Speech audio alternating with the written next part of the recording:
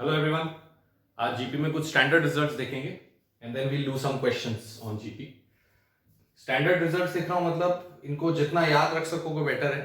Although we try to सी कि कैसे हर result आया, बट आई विल एडवाइस कि आप ये सब ध्यान रखना, ठीक है।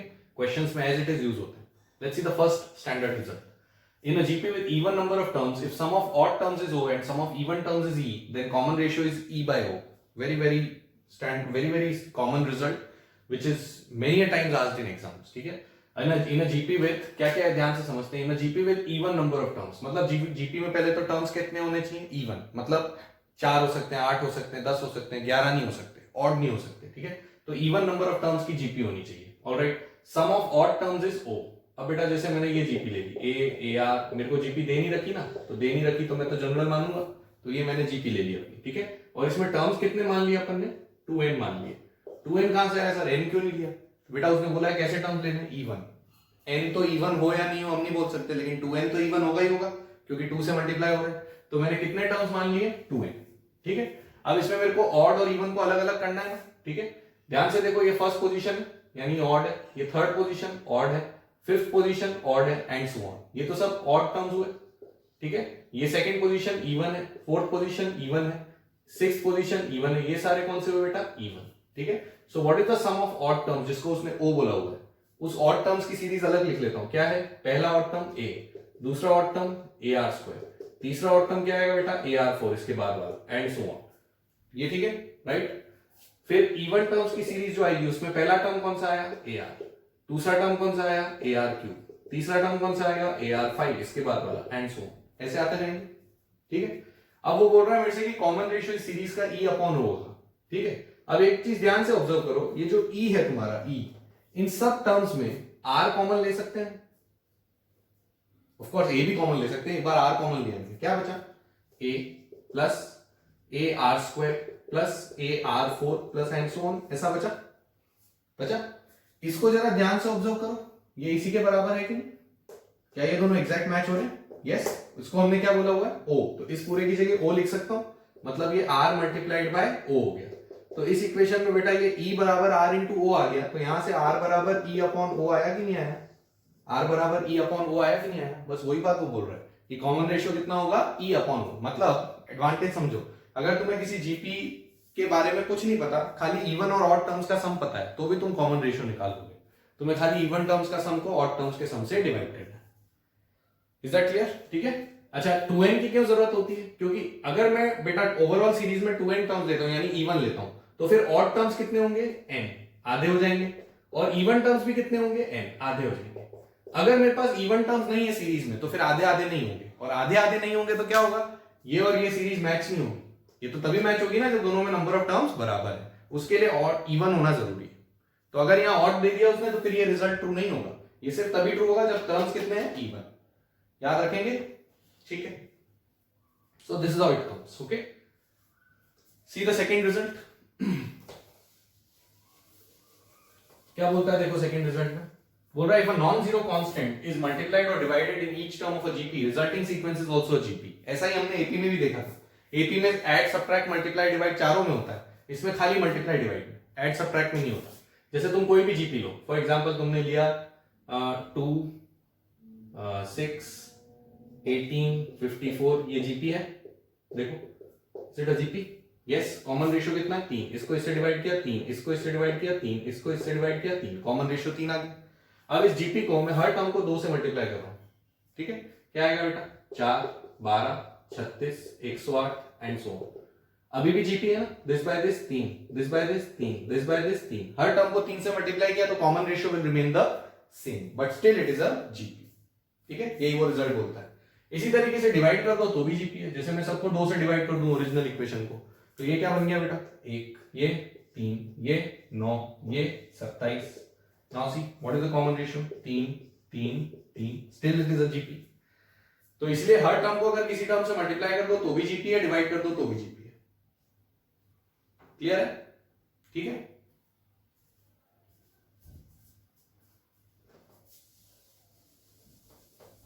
Look at the third standard result. The third result says if all terms of a GP are raised to some power, resulting sequence is also GP. अब अभी हमने देखा मल्टीप्लाई डिवाइड में जीपी आती है। अब हम बोल रहे हैं कि अगर सारे टर्म्स को किसी पावर पे रेज कर दो, जैसे सारे टर्म्स का स्क्वायर कर दो, सारे टर्म्स का क्यूब कर दो, सारे टर्म्स की पावर हाफ कर दो, कोई भी पावर पे सारे टर्म्स को रेज कर दो, तो भी जीपी बनती है।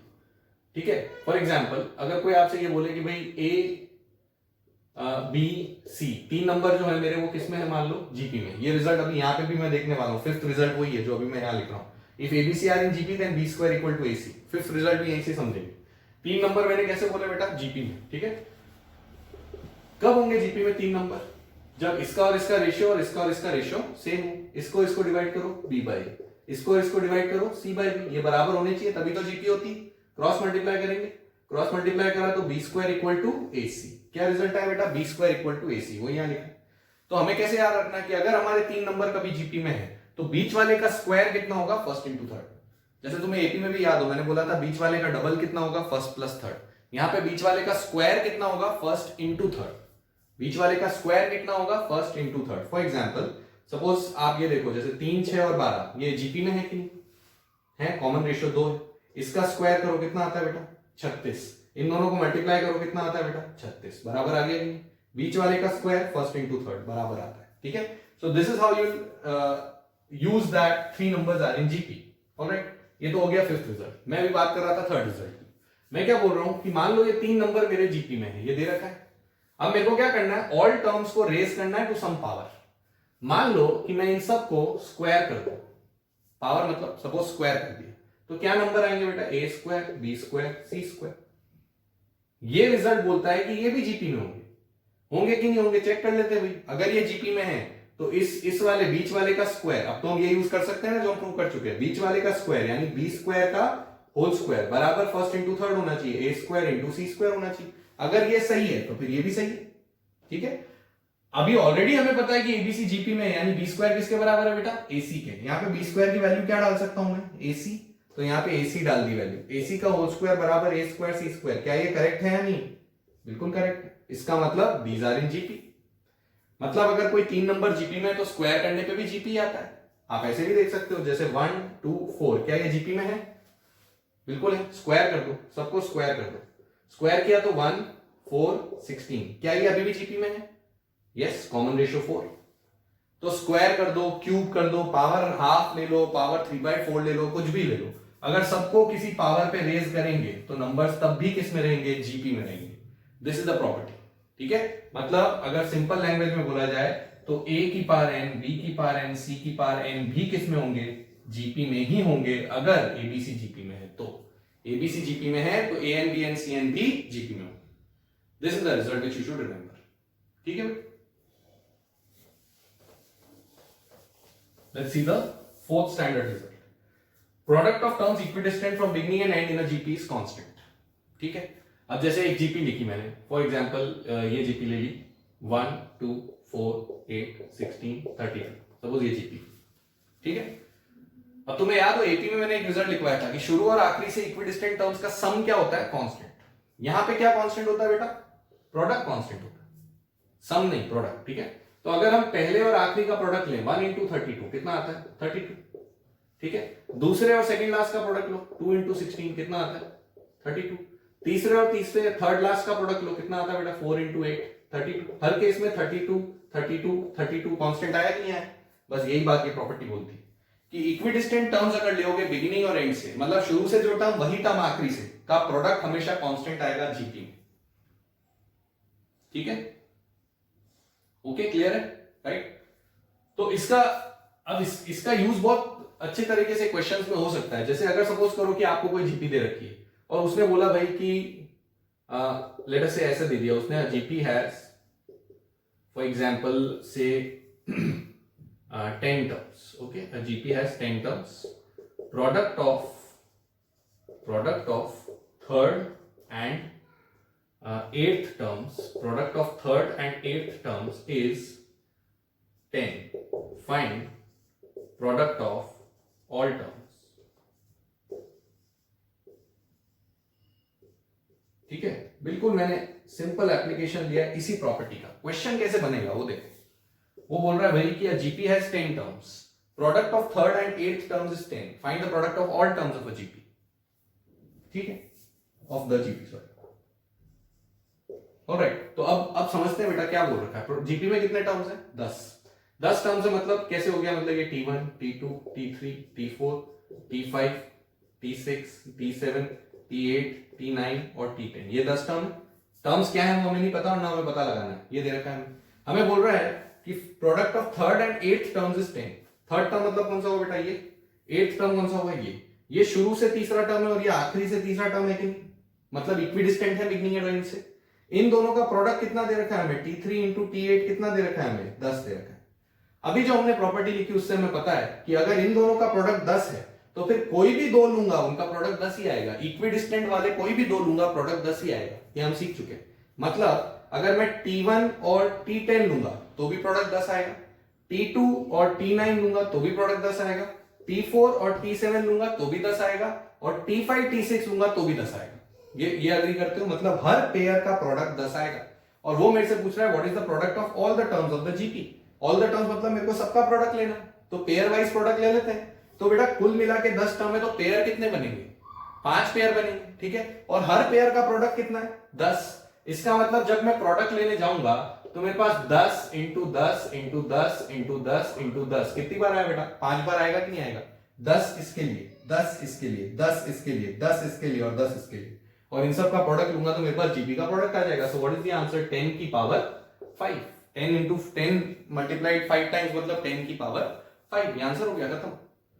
ना तो मेरे को जीपी की जरूरत है, ना ए आर, कुछ नहीं चाहिए। सॉल्व हो गया question. So that is how we make use of this property, ठीक है। So very important property. जैसे एपी में डायरेक्ट क्वेश्चन था, जीपी में भी डायरेक्ट क्वेश्चन हो सकता है इस पे based. Alright, let's see the fifth one. We already seen. See the sixth one. Sixth one again is very important. क्या बोल रहा है? If ABC are Pth, Qth, Rth terms respectively of a GP, such that PQR are in EP, then ABC are in GP. Again, very useful result. ध्यान से समझो क्या बोल रहा है। ABC are Pth, Qth, Rth terms respectively of a GP, such that PQR are in EP. मतलब जो terms हैं, जिस पोजीशन के टर्म्स हैं, वो पोजीशंस AP में, जिस पोजीशंस के टर्म है वो पोजीशंस AP में। समझ के देख लेते हैं, ठीक है। जैसे सपोज करो मैंने आपको एक जीपी दी, मैं वही जीपी वापस ले रहा हूं। 1 2 4 8 16 32 सिंपल जीपी ले ली मैंने ये, ठीक है। अब अगर मान लो मैं इसमें दूसरा टर्म उठा लूं, दिस इज T2, चौथा टर्म उठा लूं, दिस इज T4, और छठा टर्म उठा लूं, दिस इज T6। ध्यान से समझना, दूसरा चौथा और छठा टर्म मैंने उठा लिया, ठीक है। क्यों दूसरा चौथा और छठा क्यों उठाया? क्योंकि मेरे को ऐसे 3 टर्म उठाने हैं जो कि जिनकी पोजीशन एपी में, ऐसे 3 टर्म उठाने हैं जिनकी पोजीशन पी क्यू आर किस में होनी चाहिए? एपी में। तो मैंने कौन सा टर्म उठाया बेटा? T2 T4 T6, T2 T4 T6। ध्यान से देखो, ये जो पोजीशन है 2 4 और 6 ये एपी में है कि नहीं? 2 4 एंड 6 आर इन एपी। बस ऐसे 3 टर्म उठाने जिनकी पोजीशन एपी में। टर्म्स तो जीपी, टर्म्स एपी में नहीं है। ये सीरीज कौन सी है? ये सीरीज जीपी है। Remember that the series is GP. But मैं कौन से टर्म उठाऊंगा? जिनकी पोजीशन एपी में। समझ गए? जैसे हमने 2 4 6 उठाया, आप 1 5 9 भी तो उठा सकते थे,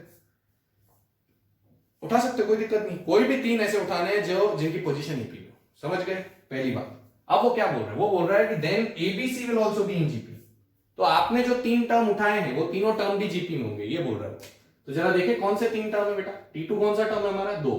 T4 कौन सा टर्म है? 8। T6 कौन सा टर्म है? 32। क्या ये तीनों जीपी में है? तो हमारा जवाब है, क्योंकि इसका कॉमन रेशियो कितना है बेटा? 4। इसका भी कितना है? 4। इसका मतलब they are in GP. So this is the result, very important result again. अगर मेरे को 3 टर्म की कोई भी एक बहुत बड़ी जीपी है, जैसे कोई 1000 टर्म्स की जीपी, उसमें से मैंने 3 टर्म उठाए जिनके की सबस्क्रिप्ट समझ गए? जो नीचे लिखा होगा ये T2 T4 T6 में 2 4 6 क्या है? सबस्क्रिप्ट्स। जिनके सबस्क्रिप्ट्स एपी में है तो फिर वो तीनों टर्म्स किस में होंगे? जीपी में। और जीपी में जब 3 टर्म्स होते हैं तो बीच वाले का स्क्वायर फर्स्ट इंटू थर्ड होता है। तो बहुत आराम से हम क्वेश्चन सॉल्व कर लेते हैं इस पे बेस्ड। कैसे करेंगे? See again an example in which this property is directly used. For example आपको क्वेश्चन अगर ऐसा दिया, let p plus qth term of a GP be 9 and p minus qth term be 16. Find it's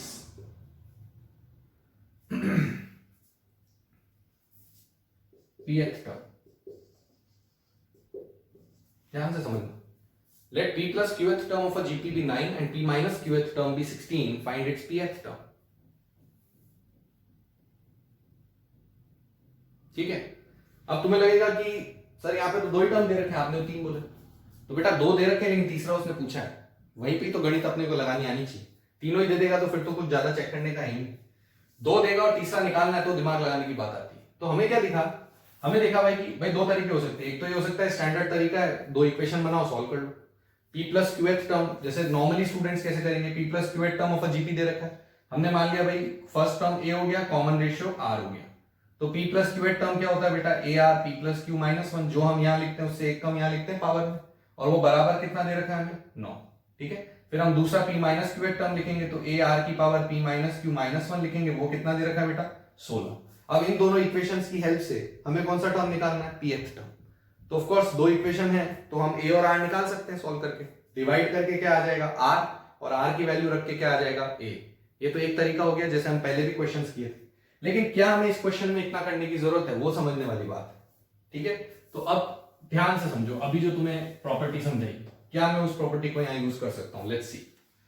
just understand one thing, ये कौन सी position का term है p plus Q, ये कौन सी पोजीशन का टर्म है p माइनस क्यू, समझे। t p plus Q कितना दे रखा है बेटा 9, t p माइनस क्यू कितना दे रखा है 16। What is the subscript here, p plus Q. What is the subscript here, p minus Q. कौन सा टर्म मांगा है, कौन सा टर्म मांगा है pth। What is the subscript here p। क्या ये 3 सबस्क्रिप्ट्स ap में हैं, बस ये अपने आप से क्वेश्चन करो, क्या ये 3 सबस्क्रिप्ट्स ap में हैं। बिल्कुल है, क्यों है, क्योंकि अगर आप इसको और इसको जोड़ोगे, किसको p प्लस क्यू और p माइनस क्यू को जोड़ो, कितना आता है बेटा 2p आता है कि नहीं आता है, आता है। तो अब तुम याद करो कि जब 2 का सम एक किसी तीसरे का डबल हो जाए, मतलब वो 3 नंबर एपी में होते थे, तो इसका मतलब p प्लस क्यू और p माइनस क्यू के बीच में कौन सा टर्म है, p है। तो it is like this, p minus q then p then p plus q. क्या ये 3 नंबर एपी में हुए या नहीं हुए, क्या ये 3 नंबर एपी में हुए, हुए। सर इतना कैसे सोचेंगे, कुछ नहीं सोचना बेटा, p प्लस क्यू दिया है, p माइनस क्यू दिया है, दिख रहा है यार, जब ऐड करेंगे तो 2p आएगा। अरेंजमेंट तो देखो तुम, हर कुछ थोड़ी दे रहा है वो, p plus Q p minus Q क्यों दे रहा है, कोई पर्पस होगा ना तब दे रहा है, और पूछ रहा p है, तो थोड़ा सा तो हम ऑब्जर्वेशन करेंगे कि भाई इन दोनों को जोड़ने पे 2p आता है, मतलब इन दोनों को जोड़ने पे इसका डबल आता है, और जब 2 को जोड़ने पे तीसरे का डबल आता है तो 3 नंबर एपी में होते हैं, इसका मतलब ये 3 नंबर एपी में है। और अगर ये 3 नंबर एपी में है तो इसका मतलब क्या हुआ बेटा कि ये जो 3 टर्म्स है वो जीपी में हुए। अभी जो रिजल्ट हमने पढ़ा कि अगर किसी जीपी के 3 पोजीशंस एपी में है तो वो तीनों नंबर्स जीपी में होते हैं, पढ़ा कि नहीं पढ़ा, ठीक है। लेकिन ये ध्यान रखना कौन बीच में है, p बीच में। तो अब मैं ये लिखूंगा कि TP TP minus Q and TP plus Q, ये तीनों नंबर मेरे किस में होंगे बेटा, जीपी में होंगे कि नहीं होंगे, होंगे। अब मेरे को कौन सा नंबर चाहिए, बीच वाला। अब याद करो कि बीच वाले का स्क्वायर, जीपी में बीच वाले का स्क्वायर क्या होता था, फर्स्ट इंटू थर्ड, ये कंडीशन होती थी, बीच वाले का square equal to first into third. What is first 9, sorry 16, what is first 16, what is third 9, ये है, ठीक है। व्हाट इज 16 इंटू 9 144, बट वो किसके बराबर है, टीपी स्क्वायर के। तो टीपी किसके बराबर हुआ बेटा, अंडर रूट ऑफ 144। सो मेरा आंसर जो हुआ टीपी का वो हुआ रूट ऑफ 144 यानी 12। क्वेश्चन का आंसर क्या निकल के आया 12, that's it, no equation, nothing. If I know this property I will do it orally. ये तो एक्सप्लेनेशन करना पड़ रहा है, बाकी मेरे को अगर ये प्रॉपर्टी आती है मैं देखते ही आंसर लगा दूंगा बाहर, कुछ सॉल्व क्या करना है, कुछ लिखने की जरूरत ही नहीं। बस मेरे को ये दिखना चाहिए कि इन दोनों का सम ये आ रहा है ना, इसका डबल आ रहा है कि नहीं आ रहा है, इन दो का सम इसका डबल आ रहा है, मतलब ये तीनों एपी में। और जब 3 नंबर एपी में है तो बीच वाले का स्क्वायर, 3 पोजीशन एपी में, ठीक है, तो तीनों नंबर किसमें हो गए, जीपी में। तो बीच वाले का स्क्वायर फर्स्ट इंटू थर्ड हो गया, यानी बीच वाला क्या हुआ, फर्स्ट और थर्ड का रूट, फर्स्ट और थर्ड के प्रोडक्ट का रूट। बस डायरेक्ट आंसर लगाएंगे, फर्स्ट और थर्ड के प्रोडक्ट का रूट। सो 16 इंटू 9 का रूट लेंगे तो 12 आंसर आएगा। समझ में आई, okay. Alright, then let us see the last application. क्या बोल रहा है देखो, if ABC are in GP then log A log B log C are in AP. Right, again log comes, So ABC are in GP, then log A, log B, log C are in AP. That's again a very common result. ABC आपको किसने दिया हो बेटा? GP में. अभी हमने जो results पढ़े हैं, फिफ्थ रिजल्ट जो हमने देखा है, उस रिजल्ट के हिसाब से हमें पता है कि बी स्क्वायर कितना होना चाहिए? AC. अगर ABC GP में तो बी स्क्वायर AC होना चाहिए. अब तुम ऑलरेडी सीख चुके हो कि जब किसी इक्वेशन में लॉग नहीं है और रिजल्ट में लॉग चाहिए तो we'll take log on both sides. ये स्टेप होती है हमारी, take log on both sides. So just take log on both sides. ठीक है, if I take log on both sides, इधर क्या आएगा बेटा? Log of B square. इधर क्या आएगा? Log of AC. बेस लिखी नहीं है, मतलब बेस कुछ भी लिख लो, जो तुम्हारी मर्जी, कोई भी बेस लिखो, बस जो बेस यहाँ है वही बेस यहाँ है. ठीक है, लॉग बी स्क्वायर में 2 कहां आ जाता है? बाहर, तो 2 लॉग बी हो गया, पावर रूल. लॉग AC में कौन सा रूल? Product rule. क्या हो जाता है? प्रोडक्ट का क्या बन जाता है? Sum. Log A plus log C. ये आया कि नहीं आया? अब जरा देखो कि एक नंबर का डबल दो नंबर्स का सम आ रहा है, मतलब बीच वाले का double equal to first plus third आ रहा है. तो इसको फर्स्ट पोजीशन पे डाल दें, इसको बीच में डाल दें और इसको थर्ड पोजीशन पे डाल दें. तो ये तीनों किस में हुए बेटा? AP में हुए कि नहीं हुए? ये तो कंडीशन होती है, बीच वाले का double first plus third, that means the 3 are in AP. तो यही बात ये बोल रहा है कि अगर 3 नंबर GP में है तो उनके लॉगरिथम्स AP में होंगे. सर इन लॉग की बेस क्या होगी? कुछ भी ले लो, अलग अलग नहीं लेनी, बस तीनों की सेम लेनी, कुछ भी ले लो. तो हमेशा ये AP में होंगे लॉग. ठीक है, again how will this property be useful? इस प्रॉपर्टी पे भी डायरेक्ट क्वेश्चंस हो सकते हैं. फॉर एग्जांपल आपको कोई ऐसा बोल दे कि भाई लॉग ऑफ लेट मी से